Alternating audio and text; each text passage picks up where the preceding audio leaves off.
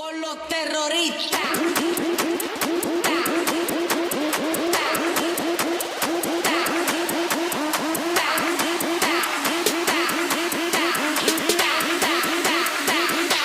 And do the Harlem Shake.